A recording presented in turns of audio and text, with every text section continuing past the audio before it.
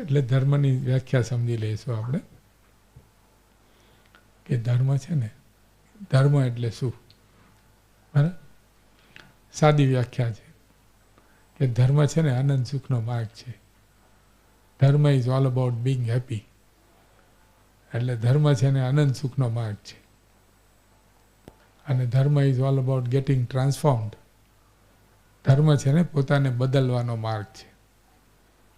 એટલે પોતાને બદલવા નથી ને, એટલે આપણે માંગી લઈએ છીએ કે માંગીને થઈ જતું હોય ને તો આપણું થઈ જાય કામ.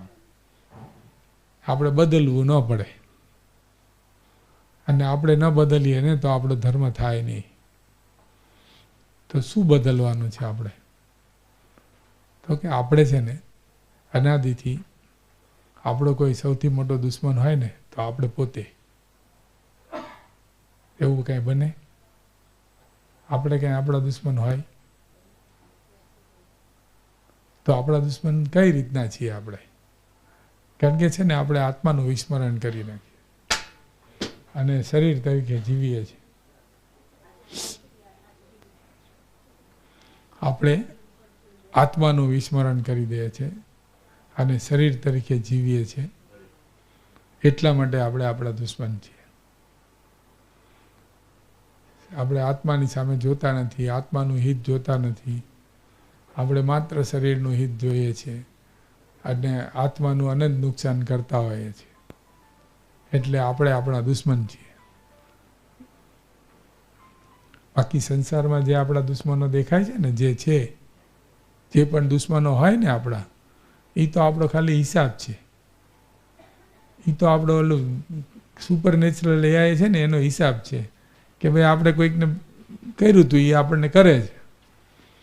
હવે એમાં તો એ દુશ્મન થયો જ નહીં, એ તો દોસ્ત થયો ખરેખર. કે આપણે એને કર્યું હતું, એને કર્યું ને પતાવી દીધું, આપણો હિસાબ પતી ગયો. તો ખરો દુશ્મન કોણ આપણો? આપણે પોતે. એટલે dharma is all about getting transformed. આપણે પોતાને બદલવાના છે. તો શું બદલવાના છે? તો કે આપણે આપણા દુશ્મનમાંથી આપણા મિત્ર બનવાનું છે. બોલો કેટલું સહેલું છે.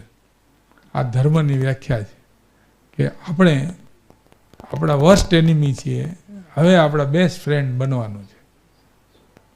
બનાવીને થઈ શકે તો બધા તૈયાર છો? બધાએ પોતાના મિત્ર બનવાનું છે.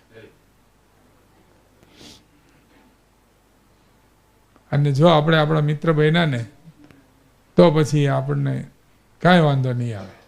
આપણો અનંતકાળ સુધરી જશે. પણ આપણે કરુણતા એવી છે ને કે આપણે આપણા મિત્ર બનવાય રાજી નથી. આપણા મિત્ર બનવાય રાજી નથી. એટલો મોહનો નશો છે. તો એ મોહનો નશો આઈડેન્ટિફાઈ કેવી રીતના કરવો? મોહનો નશાને ઓળખવો કેવી રીતના? કે આપણને મોહનો નશો છે એ ખબર કેવી રીતના પડે? કેવી રીતના ખબર પડે?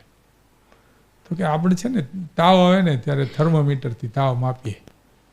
બરાબર? થર્મોમીટરથી તાવ માપીએ એટલે આપણને ખબર પડી જાય ને કેટલો તાવ છે. એટલે તરત આપણે જરૂર હોય તો દવા લઈ લઈએ. તો આત્માનો તાવ માપવાનું થર્મોમીટર છે. આત્માનો તાવ છે ને, મોહ એ આત્માનો તાવ છે.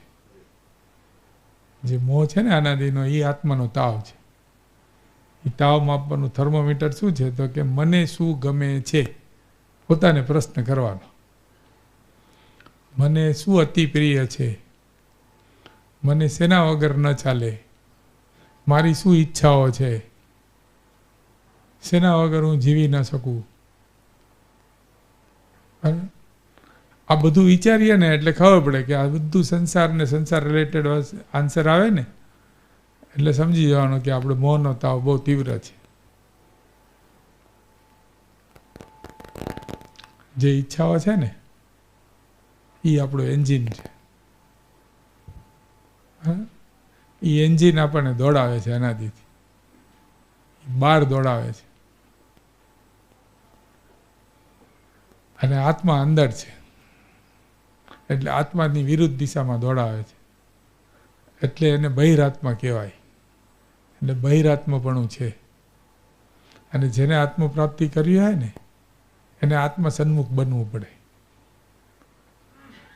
એટલે ટ્રાન્સફોર્મેશન શું છે તો કે પરસન્મુખથી આત્મસન્મુખ બનવું, પરસન્મુખતાથી આત્મસન્મુખતા કેળવી, એ છે ટ્રાન્સફોર્મેશન. એટલે કે દુશ્મનમાંથી મિત્ર બનવું.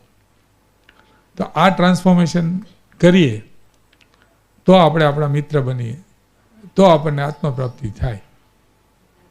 તો હવે બધા નિર્ણય કરશો ને કે ભાઈ આપણે મિત્ર બનવું છે.